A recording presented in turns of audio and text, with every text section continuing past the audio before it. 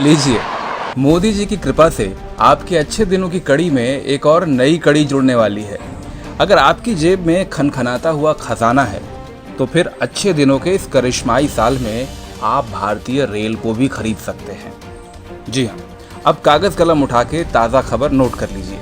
खबर यह है कि देश के 109 रूट पर चलने वाली 151 रेलगाड़ियों की बोली लगाने के लिए बाजार खोल दिया गया है।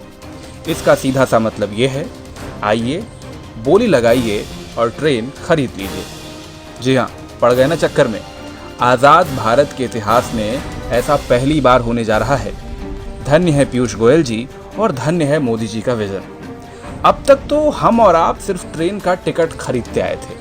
अब मोदी जी और पीयूष गोयल की कृपा से कोई भी बिजनेसमैन, धंधे वाला आदमी, कोई भी सेठ जी, कोई भी लाला जी चाहें तो पूरी की पूरी ट्रेन रूट समेत खरीद सकते हैं। और अब सवाल यह है कि सेठ जी ट्रेन खरीदने के बाद करेंगे क्या?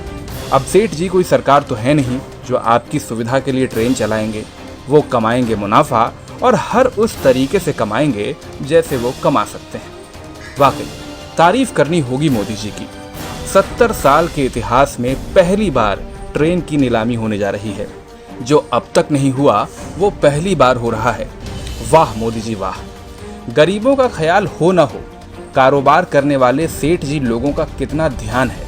अब देशद्रोही तो इस पर भी सवाल उठा सकते हैं, लेकिन भाई इस विजन की गहराई को तो समझो कि जब ट्रेन चला के सेठ जी कमाएंगे तभी तो देश में तरक्की और खुशहाली होगी। अब क्या हुआ कि बाद में महंगी टिकट की वजह से गरीब आदमी ट्रेन की टिकट ना खरीद पाए। वैसे भी गरीब लोगों को ट्रेन का सफ़र कहाँ पसंद आता है। अभी हाल ही में तो सबने देखा था कि मोदी जी और गोयल जी की इतनी सारी ट्रेन चलने के बावजूद ये जिद्दी गरीब लोग पैदल ही अपने गांव जाते थे। हो सकता है कि यहीं से मोदी जी और पीयूष गोयल जी को ट्रेन को प्राइवेट सेक्टर को बेचने का आइडिया भी आया हो। अरे भाई, जब गरीब आदमी ट्रेन में बैठ ही नहीं रहा तो ट्रेन को बेचो सेठ जी को। अब देश की सरकार भला क्यों टेंशन ले। सेठ जी चलाएंगे अपनी ट्रेन और कमाएंगे अपना मुनाफा।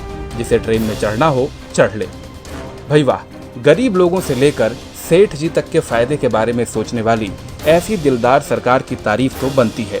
और साथ ही तारीफ बनती है इनके तेज तर्रार एटीट्यूड के लिए भी। एकदम फटाफट अंदाज में 1 जुलाई को मिनिस्ट्री ऑफ रेलवे ने प्राइवेट कंपनियों से प्रपोजल भी मंगवा लिए हैं। भारत सरकार को उम्मीद है कि इससे वो प्राइवेट कंपनियों से करीब 30,000 करोड़ रुपए तक का इन्वेस्टमेंट जमा करेगी। अब जैसे ही देश के 109 रूट पर 151 ट्रेन की डील हो जाती है, फिर देखिए कैसे कायाकल्प होता है भारतीय रेल का। हो सकता है कि जल्द ही न्यूज़ चैनल आपको ये भी समझाना शुरू करें कि भारतीय रेल की कृपा बस यही रुकी हुई थी। हरी चटनी के साथ 151 ट्रेन की डील जैसे ही फाइनल होगी, भारतीय रेल पर कृपा एकदम से बरस पड़ेगी। खैर, हम तो पत्रकार हैं। हम तो भारतीय रेल के साल 2004 में फायदा कमाने की खबर से भी एक्साइटेड थे और अब रेल बिकने की खबर सुनकर भी उत्साहित हैं। वो कहते हैं ना, मोदी जी ने किया है तो कुछ सोच समझ के ही किया होगा।